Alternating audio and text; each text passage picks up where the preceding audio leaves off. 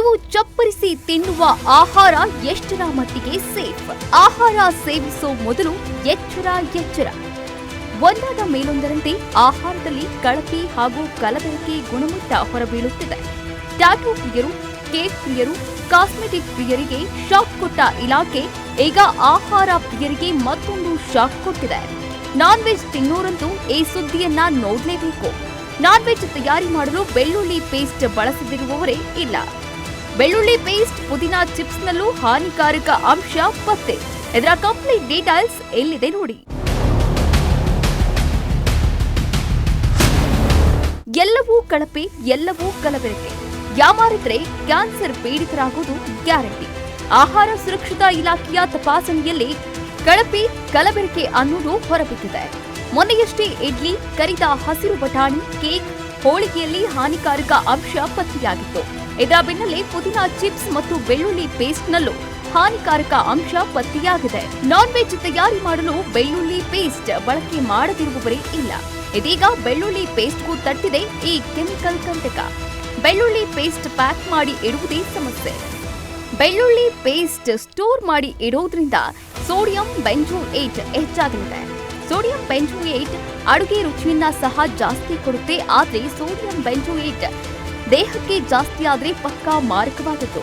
Sodium benzoate ದೇಹಕ್ಕೆ ಜಾಸ್ತಿಯಾದ್ರೆ ರಕ್ತದ ಒತ್ತಡ ಜಾಸ್ತಿಯಾಗಿ ಹೃದಯ ಸಂಬಂಧಿ ಕಾಯಿಲೆಗಳು ಹೆಚ್ಚಾಗುತ್ತವೆ. ಖಂಡಿತ ಯಾವುದೇ ಆಹಾರನು ನೀವು ಪ್ಯಾಕ್ ಮಾಡಿ, ಸೇವ್ ಮಾಡಿ, ಪ್ರಿಸರ್ವ್ ಮಾಡಿ ಇಡ್ಬೇಕಂದ್ರೆ ಅದಕ್ಕೆ ಉಪ್ಪಿನಂಶ ಜಾಸ್ತಿ ಸೇರ್ಪಡೆ ಆಗುತ್ತೆ. ಸೋಡಿಯಂ ಬೆನ್ಸೋಯೇಟ್ ಅಂತ ಹೇಳ್ತೀವಿ. ಈ ಉಪ್ಪಿನಾಂಶ ಸೋಡಿಯಂ ಬೆನ್ಸೋಯೇಟ್ ಪ್ರಮಾಣ ಹೆಚ್ಚಾದ್ರೆ ಶೆಲ್ಫ್ ಲೈಫ್ ಏನಿದೆ ಆ ಪದಾರ್ಥದ ಶೆಲ್ಫ್ ಲೈಫ್ ಇನ್ಕ್ರೀಸ್ ಮಾಡಬಹುದು. ಅಷ್ಟೇ ಅಲ್ಲ, ಈ ಸೋಡಿಯಂ ಬೆನ್ಸೋಯೇಟ್ ಸ್ವಲ್ಪ ಟೇಸ್ಟ್ ಕೂಡ ಹೆಚ್ಚಿಸುತ್ತೆ. ಸೊ ಹಾಗಾಗಿ ಇದನ್ನ ಪ್ರಿಸರ್ವೇಟಿವ್ ಆಗಿ ಆಡ್ ಮಾಡಿರ್ತಾರೆ. ಈ ಪ್ರಿಸರ್ವೇಟಿವ್ಸ್ ದೇಹಕ್ಕೆ ಜಾಸ್ತಿ ಸೇರ್ತಾ ಹೋದ್ರೆ ಸೋಡಿಯಂ ಬೆನ್ಸೋಯೇಟ್ ಅಂದ್ರೆ ಉಪ್ಪು. ಸೊ ಉಪ್ಪಿನ ಪ್ರಮಾಣ ಜಾಸ್ತಿ ಆಗ್ತಾ ಹೋದ್ರೆ ನಮ್ಮ ರಕ್ತದಲ್ಲಿ ಒತ್ತಡ ಜಾಸ್ತಿ ಆಗುತ್ತೆ. ರಕ್ತ ಒತ್ತಡ ಜಾಸ್ತಿ ಆದ್ರೆ ಹೃದಯದ ಸಂಬಂಧಿ ಕಾಯಿಲೆಗಳು ಹೆಚ್ಚಾಗ್ತಾ ಹೋಗ್ತವೆ. ಸೊ ಹೃದಯ ಸಂಬಂಧಿ ಕಾಯಿಲೆ ಅಲ್ಲದೆ ಈ ಸಣ್ಣ ಮಕ್ಕಳಲ್ಲಿ ಹೆಚ್ಚು ಪ್ಯಾಕ್ ಫುಡ್ಸ್ ತಿನ್ನೋದ್ರಿಂದ ಸೋಡಿಯಂ ಅಂಶ ದೇಹದಲ್ಲಿ ಸೇರಿ ಆ ರಕ್ತದ ಒತ್ತಡದಿಂದ ಅವ್ರಿಗೆ ಕ್ರಾನಿಕ್ ಕಿಡ್ನಿ ಡಿಸಾರ್ಡರ್ ಅಥವಾ ಕಿಡ್ನಿ ವೈಫಲ್ಯ ಇಂಥ ಸಾಧ್ಯತೆಗಳನ್ನು ಹೆಚ್ಚಾಗಿ ಕಂಡುಬರುತ್ತೆ.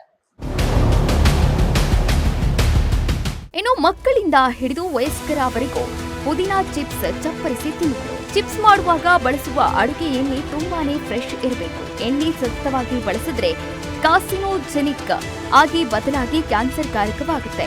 ಪುದೀನಾ ಚಿಪ್ಸ್ ಪ್ಲಾಸ್ಟಿಕ್ನಲ್ಲಿ ಪ್ಯಾಕ್ ಮಾಡುವುದು ಕೂಡ ತುಂಬಾ ಡೇಂಜರ್ ಎನ್ನುತ್ತಿದ್ದಾರೆ ಆಹಾರ ತಜ್ಞರಾದ ಡಾಕ್ಟರ್ ಕೀರ್ತಿ.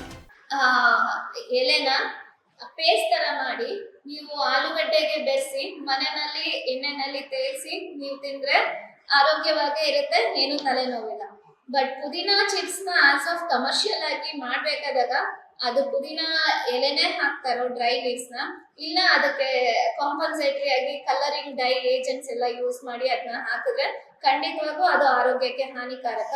ಅಷ್ಟೇ ಅಲ್ಲ, ಪುದೀನಾ ಚಿಪ್ಸ್ ತಯಾರಿಕೆಯಲ್ಲಿ ಬಳಸುವಂತ ಎಣ್ಣೆ ಅದು ಯಾವ ಮಟ್ಟಕ್ಕೆ ಒಳ್ಳೆ ಎಣ್ಣೆ ಬಳಸ್ತಾರೆ ಅನ್ನೋದು ಆಡ್ ಆನ್ ಆಗುತ್ತೆ. ಅಷ್ಟೇ ಅಲ್ಲ, ಒಂದ್ಸಲ ಎಣ್ಣೆ ಒಂದು ಪ್ರಮಾಣದಲ್ಲಿ ಮಾತ್ರ ಕುದಿ ಬರ್ಬೋದು. ಆ ಕುಟ್ಟಿರೋ ಎಣ್ಣೆನೆ ಸತತವಾಗಿ ಕಂಟಿನ್ಯೂಸ್ ಆಗಿ ಬಳಸ್ತಾ ಹೋದ್ರೆ ಆ ಎಣ್ಣೆ ಕೂಡ ಕಾರ್ಸಿನೋಜೆನಿಕ್ ಅಂದ್ರೆ ಕ್ಯಾನ್ಸರ್ಗೆ ಮೂಲ ಕಾರಣ ಆಗುತ್ತೆ. ಅದು ಅಲ್ದಿರ ಈ ಚಿಪ್ಸ್ ನ ಪ್ಯಾಕ್ ಮಾಡ್ಬೇಕಾದಾಗೂ ಪ್ಲಾಸ್ಟಿಕ್ ಪೇಪರ್ ನ ಕವರ್ ನ ಯೂಸ್ ಮಾಡಿನೇ ಪ್ಯಾಕ್ ಮಾಡ್ತಾರೆ. ವ್ಯಾಕ್ಯೂಮ್ ಕ್ರಿಯೇಟ್ ಮಾಡಿ ಆ ಪ್ಯಾಕಿಂಗ್ ಸೀಲಿಂಗ್ ಅಂತ ಬಂದಾಗ ಹೀಟ್ ಇಂಡ್ಯೂಸ್ ಆಗೇ ಆಗುತ್ತೆ. ಸೊ ಸೀಲಿಂಗ್ ಹೀಟ್ ಇಂಡ್ಯೂಸ್ ಆದಾಗ ಒಂದಷ್ಟು ಸಣ್ಣ ಪ್ರಮಾಣದಲ್ಲಿ ಗಾಳಿ ಮುಖಾಂತರ ಇಲ್ಲ ಹೊಗೆ ಮುಖಾಂತರ ಇಲ್ಲ ಒಂದು ಲಿಕ್ವಿಡ್ ಫಾರ್ಮ್ ಕರಗೋ ಲಿಕ್ವಿಡ್ ಫಾರ್ಮ್ ಇಂದ ಕೂಡ ಚಿಪ್ಸ್ಗೆ ಪ್ಲಾಸ್ಟಿಕ್ ಅಂಶ ಅಥವಾ ಪ್ಲಾಸ್ಟಿಕ್ ಕಂಟೆಂಟ್ ಇರೋ ಕೆಮಿಕಲ್ ಅದಕ್ಕೆ ಸೇರ್ಬೋದು. ಸೊ ಇಷ್ಟೆಲ್ಲ ಗಮನಿಸಿದಾಗ ಖಂಡಿತವಾಗಿಯೂ ನಮ್ಗೆ FSSAI, ISI, AGMARK ಸೀಲ್ ಇರುವಂತ ಆಹಾರ ಪದಾರ್ಥದ ಪ್ಯಾಕ್ ನಲ್ಲಿ ಗಮನಿಸ್ಬಿಟ್ಟು ಅದನ್ನ ತಗೊಂಡ್ರೆ ಒಂದ್ ಹಂತಕ್ಕೆ ಓಕೆ ಇರುತ್ತೆ. ಒಂದಾದ ಮೇಲೊಂದರಂತೆ ಆಹಾರ ಪ್ರಿಯರಿಗೆ ಶಾಕ್ ನೀಡುತ್ತಿರೋ ಆರೋಗ್ಯ ಇಲಾಖೆ ಯಾವ ರೀತಿ ಇವುಗಳ ಮೇಲೆ ಕ್ರಮ ಕೈಗೊಳ್ಳುತ್ತೆ ಎಂದು ಕಾದು ನೋಡಬೇಕಿದೆ.